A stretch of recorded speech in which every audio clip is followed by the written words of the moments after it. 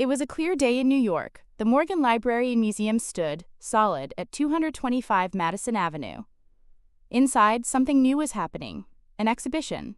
Lisa Yuskavage, Drawings. It was set to run from June 27, 2025, to January 4, 2026. This was not just another show. This was the first comprehensive museum presentation of her drawings. It was important. Lisa Yuskavage, born in 1962. An American, she came from a time, a place. She learned to draw, she learned to paint. But she did not just copy what came before. She took it. She twisted it. She made it new. Her work stood against the easy way. It challenged the old ways of seeing, the old ways of drawing, the old ways of painting. Yet, she affirmed the truth of her chosen medium, the integrity of it. It was about honesty, about seeing what was real, even if it made others uncomfortable. Her background was formative. She grew up in Philadelphia, a working-class city. She saw things, she felt things. She studied at the Tyler School of Art. Later, she went to Yale. The School of Art, these places taught her technique, they taught her history. But she took her own path. She looked at the masters. She absorbed their lessons. But she did not become them. She became Yuskavage. Her early work, it had a charge. Figures. Often female, sometimes nude, sometimes clothed. They were not ideal figures. They were not perfect. They were real. They were flawed. They had a spirit, a defiance. She put them in settings, landscapes, interiors, sometimes stark, sometimes lush. There was always a tension, a story not told directly, but felt. Noshati worked in series, developed her ideas, her themes. The nude, that was a core. But not the classical nude, not the Venus. Her nudes were confrontational. They stared back. They were self-possessed. They were not objects, they were subjects.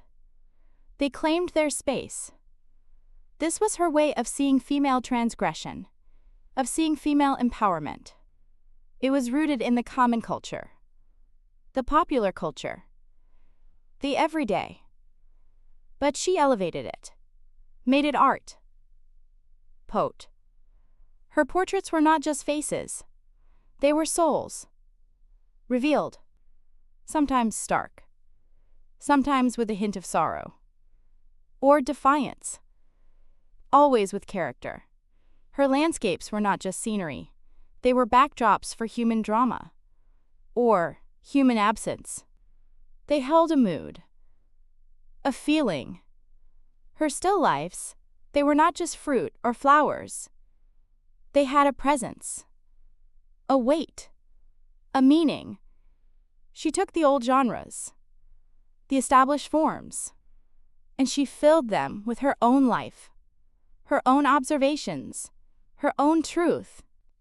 There was talk about Yuskavage. Critics spoke. Feminists spoke. Some called her a bad feminist. This was not a compliment, not at first. It was a label, a judgment. It stuck to her work like burrs. Her paintings, her figures, they were often ample, exaggerated, sometimes with nipples pointing in improbable ways, with legs spread. These were not the images of women that traditional feminists wanted to see. Not the strong, unsexualized figures of empowerment. Yuskavage drew from sources like Penthouse magazine, the pinups of the 1970s. She did not always use irony. She did not always condemn. She took these images, and she painted them. With skill, with a light that made them almost luminous. This bothered some. It was seen as objectification, as perpetuating stereotypes, as a disservice to the feminist cause. But Yuskavage, she did not flinch. She said, I don't just want to be a good feminist doing research. She wanted the range, the freedom. She wanted to explore what was vulgar, what was low class, what made people uncomfortable. She wanted to be able to be a creep, as she put it, to have that freedom. Her figures might be provocative. They might be discomfiting. But they were also painted with an undeniable tenderness, a care, a seriousness. They were not mere cartoons. They were subjects, with inner lives, sometimes defiant, sometimes vulnerable, always complex. She often spoke of her process, not her politics. She did not set out to make manifestos. She set out to make paintings, to solve formal problems, to explore the human condition. And within that, the condition of women. She came from a working-class background. She knew about stereotypes, about the boxes people were put into. Her work, with its blending of high art technique and low culture references, it defied those boxes. It forced the viewer to look, to question, to wrestle with their own perceptions of gender, of class, of beauty. It was not always easy to look, but it was always real. The power of her work came from its honesty, its lack of pretense. She showed what she saw, she made what she felt. Her women were not idealized, they were real. They were sometimes messy, sometimes defiant, sometimes vulnerable, always human. They challenged the viewer. They asked questions about beauty, about desire, about power, about what it means to be a woman in the world. She never shied away from the difficult, the uncomfortable. Her figures often possessed a gaze, a directness that unsettled. They were not passive, they were active participants in their own narratives. Even when depicted in repose, there was an underlying energy, a sense of agency. This was part of the transgression. Not merely breaking rules, but redefining them, making her own rules. The use of color in her pastels and gouache, it was often vibrant, sometimes jarring. It was not always naturalistic, it was expressive. It conveyed mood.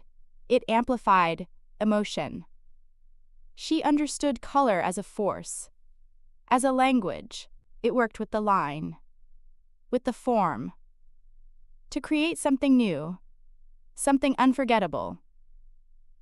Asako, her landscapes, even when empty of figures, carried a weight, a sense of history, or a feeling of anticipation.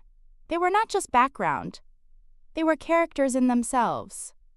They evoked a mood, a sense of place, a feeling of the world.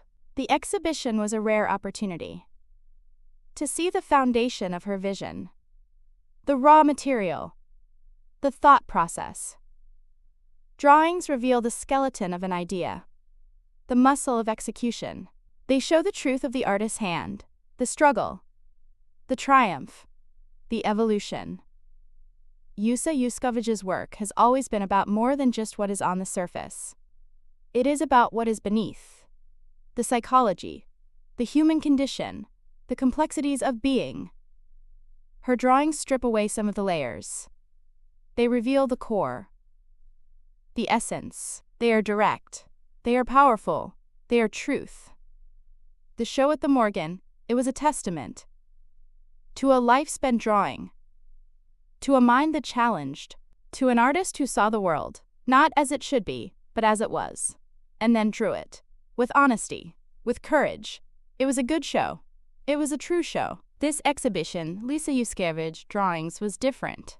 It focused on drawing, not just studies for paintings, but drawings as their own art, their own statement. Drawing's immediate. It is honest. It shows the hand of the artist. It shows the thought, the process, the struggle, the triumph. Etization. She used many materials: graphite, the simple lead, pen, the fine line, conte, the rich, earthy stick, pastel, soft, layered color, charcoal, dark, smudged, powerful, distemper, an old medium, monotype, the unique print, gouache, opaque watercolor, watercolor itself, transparent, fluid, acrylic, modern, ink on paper, strong, definitive. people. Each material it spoke differently. It allowed her to explore different facets of her vision. The line, the mass, the light, the shadow, the texture. This was her career-long inquiry. Into process, into material experimentation. She did not just use the tools, she understood them. She made them work for her. She pushed them. Consider the early drawings. The first marks. They often revealed the raw idea, the quick thought, the spontaneous gesture. As her career progressed, the drawings became more complex, more resolved. Some might have been studies for paintings, others finished works in themselves. Standalone. Powerful. They showed her thinking, her evolution, how she built a form, how she captured a light, how she conveyed an emotion. Pikawi Examin. The exhibition highlighted this journey. It showed how she developed her figures, how their expressions changed, how their poses conveyed meaning, how the space around them shifted, how the very texture of the paper became part of the art. It was not just about the finished image. It was about the act of making, the decision, the stroke, the pressure, the erasure. All of it. The history of the mark. Aladmunen, Alabjest. The history of the mark. Hasaima Nabala Vahandra. One work stood out. Mentioned specifically. Piggyback Ride 200. Charcoal and pastel on paper. What did it show? The title suggested intimacy, playfulness. Yet, with Yuskavage, there was always something more. A hint of unease. A feeling of the complex human relationship. Charcoal, it is dark. It is immediate. Pastel, it brings color. It brings softness, but it can also bring a sense of the ephemeral, the fleeting. This piece, like others, would demand looking and thinking. The arrangement of the exhibition, it was handled by Claire Gilman. She was the Aquavella curator. The department head of modern and contemporary drawings. She knew her subject. She knew Yuskavage's work. She organized the show in the Thaw Gallery. This was a space built for drawings, for intimacy, for close looking. It allowed for an immersive experience.